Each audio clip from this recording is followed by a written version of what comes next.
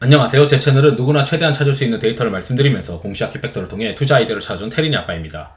영상 속의 내용들은 누구나 찾을 수 있는 자료이므로 찾아보시면 되고요. 엑셀 데이터는 유튜브 멤버십 회원분들에게 매주 1회 업데이트해서 드리고 있습니다. 물론 이제 수급 관련 데이터나 거래대금 관련된 데이터는 거의 매일 해드리고 있고요. 이제 영상 보시고 구독, 좋아요, 알람 설정 부탁드리겠습니다. 최근에 이제 2월 초나 이럴 때는 이 PBR 관련된 종목들에 대한 정책 발표가 있었고 기대감이 이제 살아있다라고 생각을 했어요. 그래서 최근에 이제 그 세론 관련된 리스크가 있지 않겠느냐. 왜냐면 대한민국의 어떤 PBR 관련된 종목들의 2023년도부터 한 1년 정도의 수익률과 그리고 일본의 어떤 수익률을 비교했을 때 일본은 이미 정책을 하고 있고 한국은 정책을 해야 되는데 이미 주가 수익률 차원에서 별 차이가 없다. 그렇다면은 일본보다 훨씬 더 한국이 무조건 압도적인 수익률을 앞으로 거둘 수 있겠느냐? 그건 아니다는 거죠. 제가 생각했을 때. 결국 이제 일본이나 대만이랑 이런 기업, 이런 이제 국가들의 어떤 PBR 정책과 관련해서 경쟁을 해야 되는 거고, 외국인 입장에서 한국이 최원픽이든 아니다라는 거죠. 저는. 물론 이제 국내 외국인들이 많이 들어오긴 했어요. 그리고 이제 두 번째는 저는 이제 그 세론 관련된 리스크가 있지 않겠느냐 이제 말씀을 드린 거고, 이제는 만약에 이제 세론을 받고 떨어지게 되면은 한번 주워 볼만 하다. 그리고 저는 이제 사실 제 포트폴리오는 반도체가 1순위지 이 PBR 관련주가 제 포트의 1순위가 될 수는 없다라고 저는 생각을 합니다. 그것도 오늘 오전에 텔레그램에서도 이제 그런 얘기를 해드렸는데, 이제 영상을 들어가기 전에 이제 말씀드리고 싶은 건, 시장에서 우리가 주도주라고 하는 거는 2년 뒤에, 지금으로 이제 2024년이니까 2025년, 2026년, 이제 2027년쯤, 그러니까 2년 뒤, 곧 이제 3년 차죠. 2년 뒤에 2년 뒤에 주가가 또는 기업이 엄청나게 좋아져야 된다라고 이제 가정을 까는 거죠. 그래서 이제 그 작년에 이제 주도주도 그렇고, 과거의 주도주도 그렇고, 그때 그 시점에 사람들은 2년 뒤에 회사가 엄청나게 좋아질 걸 착각하는 거죠.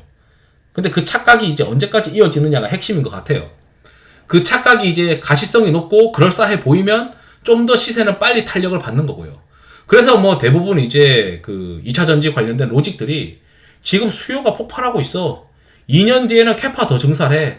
2년 뒤에 이만큼 이익을 벌 거니까 지금 당장 사야 돼. 그거 로직이었잖아요. 지금도 그런 로직들이 워킹을 하고 있고. 그렇다면 PBR 정책은, PBR 관련 주식들은 과연 2년 뒤가 아름답겠느냐? 그건 아니다는 거죠. 윤석열 정권 이번 3년 차예요. 4년, 5년쯤 되면 정권 말기라는 거예요. 그럼 이 정책이 계속 이어질 수 있을까? 제가 봤을 때 길어봐야 2, 3년 정책일 가능성이 높아요, 이것도. 그러면 일반적으로 우리가 주도주라고 하는 것들은 2년 뒤, 3년 뒤에 엄청나게 펌핑을 받는 것들이 실제 시장이 주도주고, AI를 사람들이 주도주라고 생각하는 건 2년 뒤에 AI의 어떤 발전 모습을 우리가 감히 상상하기 어렵기 때문이지 않을까요? 그리고 2년 뒤에는 AI가 더 발전할 거고, HBM은 더 많이 들어갈 거고, 이런 것들이 이제 뷰가 보이니까, 가능성이 있어 보이니까, 눈으로 프로그램들이 새로 나오는 것들이 눈에 보이니까, 그게 실제 글로벌의 주도주가 되는 거고, 정책 관련 주식들은 이 정책의 어떤 효과가 몇 년 동안 지속될 거냐, 이거의 핵심인데, 정책 관련주들은 정권의 어떤 시기를 타는 거다라고 저는 생각을 하고 있고, 과연 PBR 관련주가 2년 뒤가 아름다울까? 저는 그렇게 생각 안 해요. 그렇기 때문에 이거는 자꾸 오르면 팔고 떨어지면 사고 그걸 반복해야 되는 주식이지, 외국인이 들어왔다고 거기에 막 흥분해야 할 상황은 아닌 것 같다. 그걸 먼저 전제로 깔고 저의 뷰를 말씀드리는 겁니다. 그러니까 사람마다 뷰가 다른 거예요. 누구는 외국인이 엄청 들어오고 한국을 바꾸는 거고 이렇게 생각하지만, 제가 봤을 때는 지금 정권에서 잠깐 드라이브를 거는 거고, 다음 정권에서도 계속 드라이브를 걸 거라고 컨빅션을 가질 수가 없다는 거죠. 2차 전지도 그랬잖아요. 자, 그러면 2년 뒤가 아름답지 못할 가능성이 있기 때문에, 지금 이거는 제가 봤을 때 기존에 제가 생각하는 주도주들, 2년 뒤가 그럴싸해 보이는 주도주들과는 오히려 1순위가 될지는 못한다. 그렇지만 매매는 해야 된다라고 생각을 하고 있고, 지난번 영상에서 달력에서도 말씀드렸듯이 배당 기준일이 27일날 이제 배당락이 있을 것이고 26일날 있는 것도 있어요. 그러면 배당에 대한 어떤 매수 수요는 결국 이제 엔진 축에서 하나 사라진다. 2월 말로 지나가면. 그러니까 매수에 대한 수급 수요가 사라지고, 점차 이제 26일날 이제 정책이 발표가 되는데, 19일부터 23일 사이에 이제 제가 생각하는 거는 점차 이제 차익 실현을 한번 고민을 해봐야 된다. 저는 이제 또 업종 강도 지수라는 걸 보는데, 업종 강도 지수가 이제 변곡을 맞이하게 되면은 희한하게도 그 시점에 잘 가는 주식이 뒤집어져요. 그게 이번에도 나타났었고, 이번에도 이제 제가 좋게 보던 시절들을 보게 되면, 이게 제가 거래대금이라고 하는 걸 보는 건데, 이 거래대금이 유지되다가 2월 설날 지나고 나서 뚝 떨어져요. 뚝 떨어져. 그 뚝 떨어진 게 회복을 못 하더라고요. 자동차는 애초에 거래대금이 뚝 떨어졌었고, 그나마 이제 버티던 게 이제 은행들이 좀 버티다가 또 뚝 떨어지고 뚝 떨어지면서 힘이 빠지더라고요. 저는 이제 이게 힘이 빠져 있는 상태이기 때문에 잘 모르겠다. 애초에 지금 힘이 어느 정도 빠져 있으니까 일단 1차적인 차익 실현을 하고 나머지 있는 것들은 23일 날까지는 그 중간중간에 다 던져야 되지 않느냐. 일단은 26일 날 정책이 어떻게 나오는지 모르겠지만 그 정책 때문에 시장은 세론 나올 가능성이 있어 보이는 게, 우리가 저 PBR 정책에서 글로벌 외국인 입장에서는 일본도 있고 대만도 있고 한국도 있는데, 과연 한국이 무조건 최선호 국가냐? 그건 아니다라고 저는 생각하고 있거든요. 근데 지금 재밌는 거는 충분히 많이 빠져 있어요. 지금 좀 거래대금 자체들이. 거래대금들이 제가 이걸 어떻게 만들었냐면, 코스피와 코스닥의 거래대금을 합산을 해가지고 특정 거래대금의 비중이 어떻게 흘러가느냐, 사람들이 어디로 더 많이 매매를 하러 돌아다니느냐, 그걸 이제 보는 건데, 지금 이제 많이 낮아져 있으니까 한번 이제 돌아설 수 있는 어떤 가능성은 있어 보인다.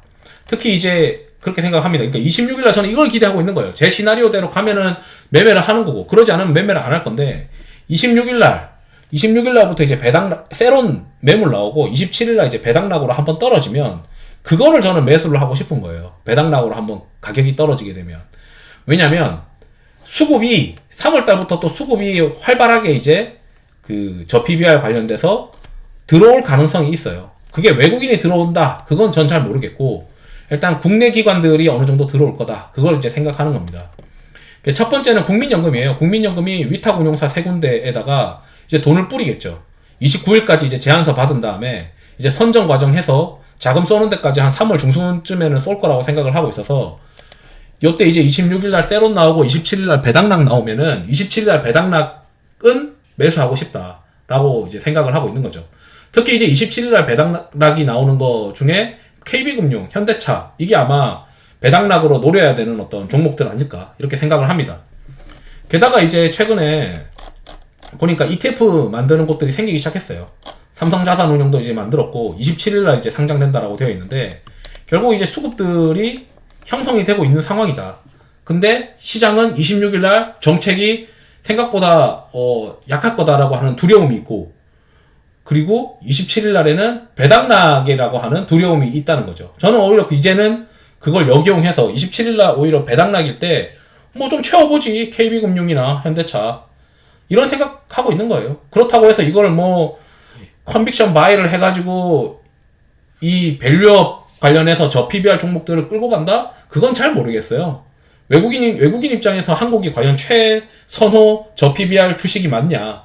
이미 주가 수익률 차원에서 괴리가 많이 줄어들어 있는데, 저는 그건 아니다, 그렇게 생각을 하고 있습니다. 그렇지만 계속 정책 드라이브를 걸고 사람들이 이제 쳐다보게 되고 수급이 계속 발생할 수 있고, 트레이딩은 충분히 똑딱이 하는데 아주 좋은 시장이다. 저는 이제 그걸 하기 위해서, 아니 거래대금이 줄어들고 있는데, 거래대금 비중이 줄어들고 있는 게 눈에 보이는데, 그러니까 이제 세론 가능성이 있다라고 말씀을 드린 거고, 지금은 이제 거래대금이 많이 줄어들어 있으니까 역으로 이제 배당락 때문에 한번 이제 한 단계 더 내려오게 되면은 밸류에이션 매력이 또 생기잖아요.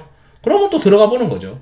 그렇게 이제 그 투자 전략을 고민을 하고 있는 겁니다. 물론 제 생각과는 달리 26일날 정책이 엄청나게 펌핑이 돼가지고 와 달리자 이래버리면은 제 생각과는 반대로 되는 거니까 그냥 매매 못하는 거예요. 결국 시나리오는 26일날 세론 나오고 27일날 배당락 나오면은 난 주식을 사겠다, 저 PBR 주식들. 왜냐면 거래대금 비중이 많이 낮아져 있으니까 뭐 지금쯤이면 한번 트레이딩 국면으로 한번 볼 수 있지 않을까? 왜냐면은 연기금도 자금 집행할 것이고 운용사들도 ETF 설정할 거니까 수급은 충분한 것 같다.